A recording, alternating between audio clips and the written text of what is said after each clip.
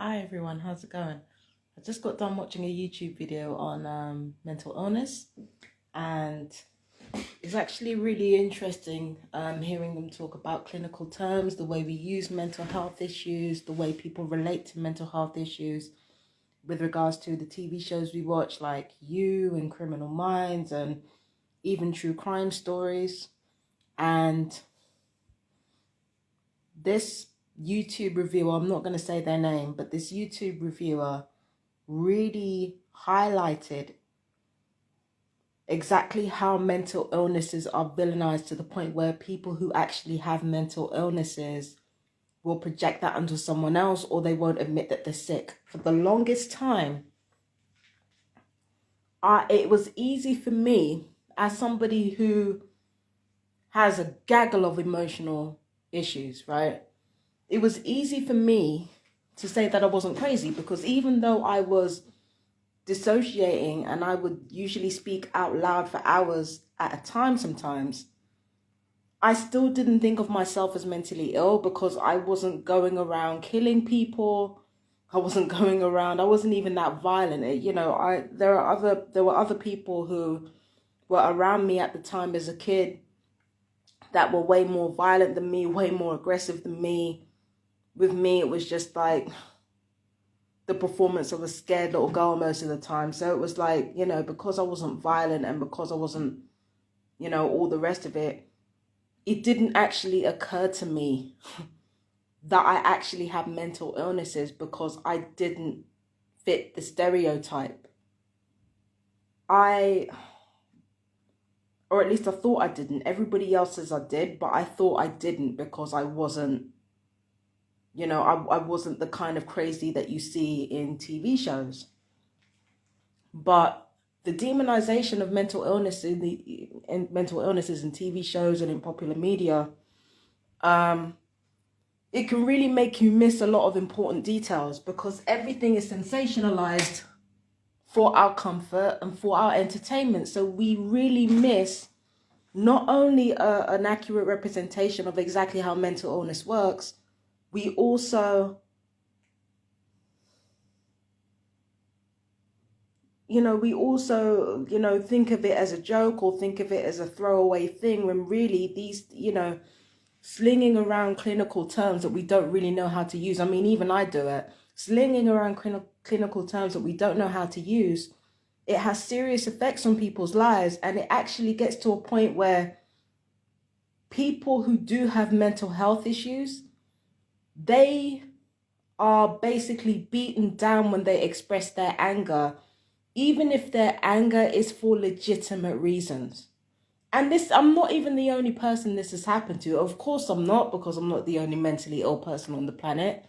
There are people who have had genuine mental health issues who cannot be angry, even when they are mistreated, even when there's wrongdoing going on, even when they've been really, really hurt. And I have seen so many mentally ill people just straight up gaslit.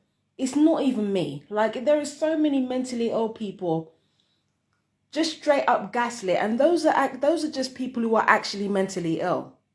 Their concerns are ignored, their anger is ignored, their emotions are ignored, because they hallucinate or because they have mental health issues.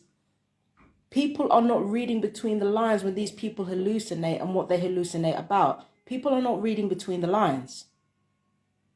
And they're not understanding exactly what's going on when the person is having a meltdown, or even just reacting angrily. So from the perspective of a mentally ill person, you can't even react angrily. So normal human emotions, in a particular dangerous situation, it can be an excuse to section someone. The amount of people that I have seen sectioned, people who are extremely calm, they're not like me, they're extremely calm.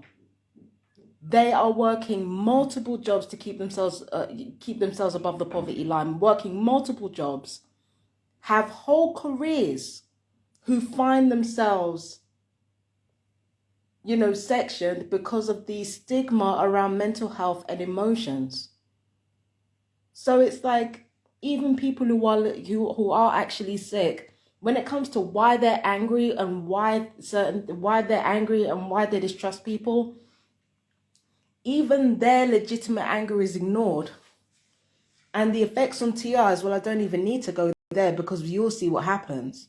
Once a TI is diagnosed as crazy, once you're diagnosed as crazy, if you get angry, you're either laughed at or you're feared to the point where people don't use common sense. Sorry, I'm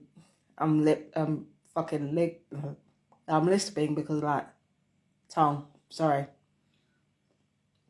Either they get scared of you or they laugh at you to the point where they just lose common sense. And it's easy for them to kind of hide their guilt behind your mental illness. So if you, for instance, if you're bullied, right? And again, this is not just about me. I've seen this with other mentally ill people. If you get bullied or somebody does something wrong and you react angrily, then it's easy for them to either laugh at you or talk about them being in fear for their lives. It's easy for them to do that because they have your mental illness to hide behind. Because remember, mental illness has been represented as extremely violent, extremely troubling, and extremely problematic by everything in mainstream media, even Crazy Ex-Girlfriend, which I love, by the way. I fucking love that show. Mainstream media has represented mental illness at their extremes, and that's at best, and only their extremes. The truth of the matter is that people with paranoid schizophrenia, people who actually have it, they're usually very smart, insightful people, but people think they're just idiots because their mind is just completely scattered most of the time. But people just think schizophrenics are idiots. They're not idiots at all, but they have that stereotype in real life. They're certainly not seen by psychiatrists as dangerous fucking psycho serial killers.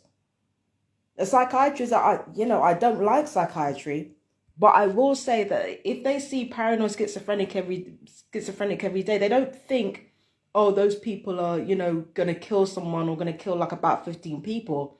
No, schizophrenics are normally just erroneously thought of as not being that smart, which is not the case. But do you know what I mean? That's paranoid schizophrenics in real life. Bipolar disorder, not bipolar disorder, but borderline personality disorder, like that. Now that's my territory, right? People with borderline personality disorder are Crazy Ex-Girlfriend. So when you get borderline personality disorder, you get people like, is her name Rebecca Bunch? I think it's Rebecca Bunch her name is, right?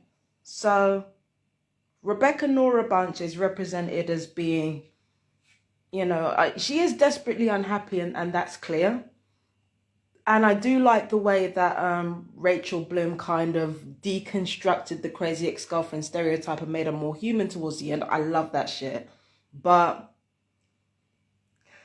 again, borderline personality disorder is taken to its extremes where, this person becomes a stalkery, sort of like almost murdery type of person, does really, really terrifying things out of revenge. And again, most borderline personality disorder people are not like that. Do they have anger issues? Yeah, they do. But that's only because they have emotions, and those, like everybody else, but those emotions have no wave breaks. So when they feel an emotion, they feel it all, even when they're happy. It makes them kind of annoying, and it makes other people think we're dramatic. But again, unless you're in a particularly really, really abusive situation, and even then it's not a guarantee. At most, people with BPD are usually just kind of annoying. Nothing dangerous, nothing. Same with erotomania, where you believe the person that you're in love with loves you. Again, taken to extremes in mainstream media. But the truth of the matter is that most people that suffer with erotomania, and I've seen this in action, Most of them are not going around to people's houses like fucking busting down their door or setting shit alight or boiling rabbits. It's just, basically it's taking mixed signals and, and getting yourself lost in that hope that there might be something. And then you go a little bit extra further. And that's it in real life. It's not normally as extreme as these mainstream media shows paint it to be. But because everything is heightened and people believe what they see, and what they see makes them feel comfortable because it allows them to escape from their lives, they're more likely to believe what's going on. Do you understand what I'm saying? And that has a direct effect on how mentally ill people, emotionally injured people, or even just TIs who are not mentally ill at all, it affects how we're able to show our anger and how we're able to show. This is why when I get angry, I tell it all. I say exactly how I feel, because I know that any misrepresentation of my anger is as a direct result of somebody trying to smear me. So I tell it all. I don't business. Yeah. For me, the way mentally ill people are represented, it directly affects how we're able to express ourselves. We can't even get angry when something is legitimately angering. People should be worried. If you've got a mental illness and you're angry with somebody and they can just cloud bad behavior around the fact that you're mad, first of all, what does it say about that person that they're willing to do that? Second of all, it shows exactly how demonized mentally ill people actually are. There is no excuse for that shit.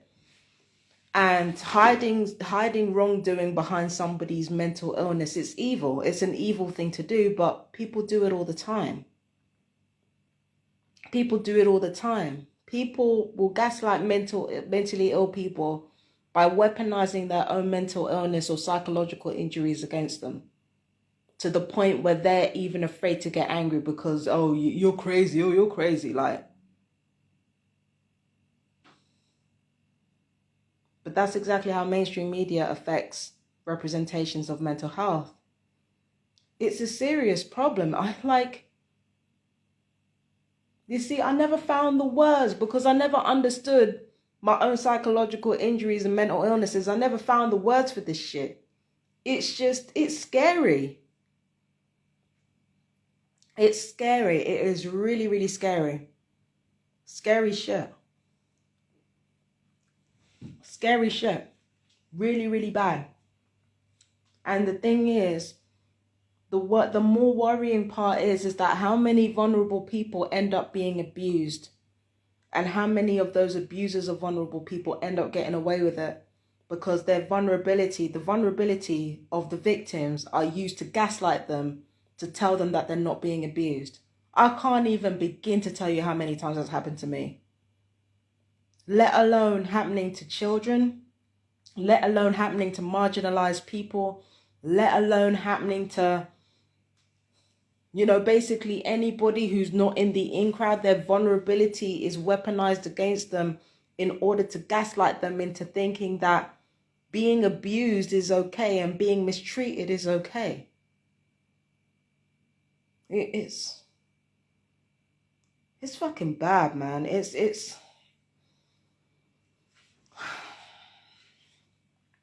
bad.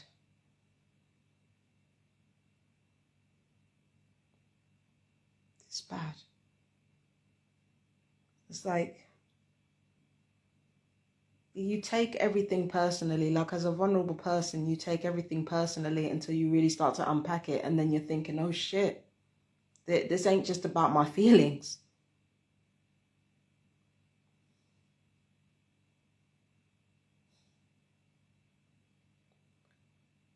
Oh Lord, man.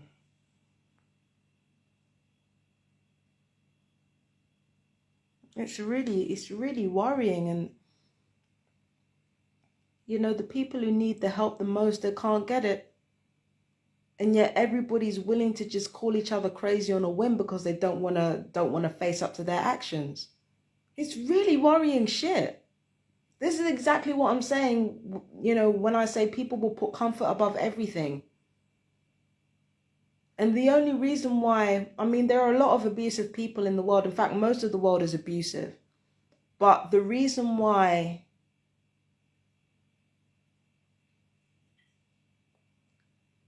they're not, if I'm losing my train of thought. We kind of comfort ourselves with the knowledge that people who are wealthy and people who are powerful are probably the most abusive people in the world, but that's not true, is it? That's not true. That's not true. If there are powerful people in the world who are abusive, then they're only there because they decided that wealth and power was more important than their comfort. They decided that wealth and power was more important than their comfort. That's it. That's the only difference between the people at the top and us. Because most people are abusive. We don't even know we're abusive. We think we're good people because we always see these heightened representations of abuse and don't stop to realize that we're actually the bad guys most of the time. Our evil has been turned into hard currency. Our evil makes civilization. And you can say what you want to say, but it's the fucking truth. Our evil makes currency, and currency makes civilization. Argue with me about it if you want to, but that's the fucking truth. And the only reason why the majority of us are not powerful is because we prioritize our comfort. I've said it before in the video before the last one. People prioritize their comfort over truth, especially over truth. That's the bigger one. Over truth, over love, over wealth, even over power. People will even choose. Power is like literally the most important thing to literally everyone. That's why we abuse one another in the first place. And yeah, when push comes to shove, they'll even choose comfort over power. And it's not the comfort of being happy or the comfort of being privileged or the comfort of being, the comfort of being, sheltered or nothing like that. It's simply the comfort of being validated. We want to feel like we have a voice for our evil, and we want to feel like that evil is validated. Which is why so many people have voices given to them by people who are articulate, powerful, charismatic. And those voices are usually saying all the wrong fucking things. There is no ideology behind the voice that we've been given. But we don't care because it makes us feel comfortable. And when mentally ill people are villainized in this way, it gives a voice to the rest of the public like, you're not like these people. You're good. You're a good person. You don't have it in you. You don't have that savagery in you. You're not like that. You're not like that. You're good. You ain't got nothing to worry about. And with that, we end up hurting each other.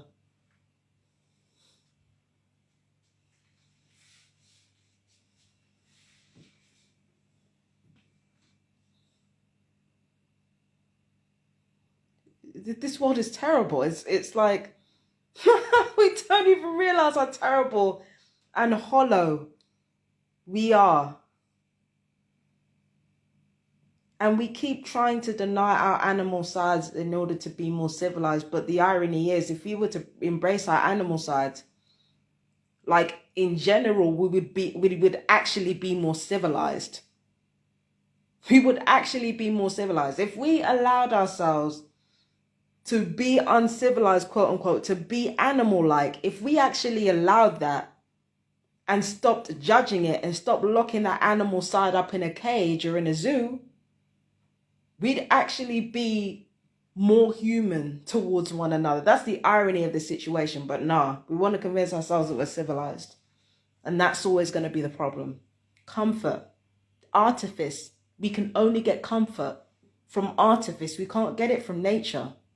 Nature's dangerous. We don't know what's coming around the corner. So we take our comfort from the lie that we're better than we actually are.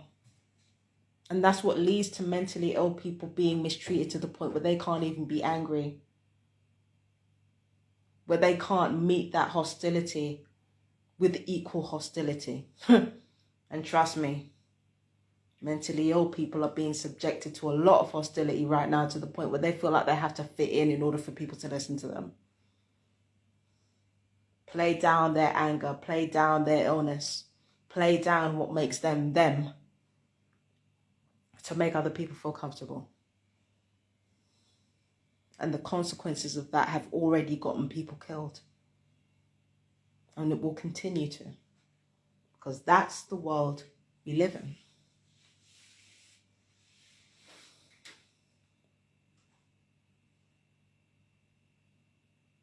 Damn. Anyway, I gotta go. You guys take care. Bye.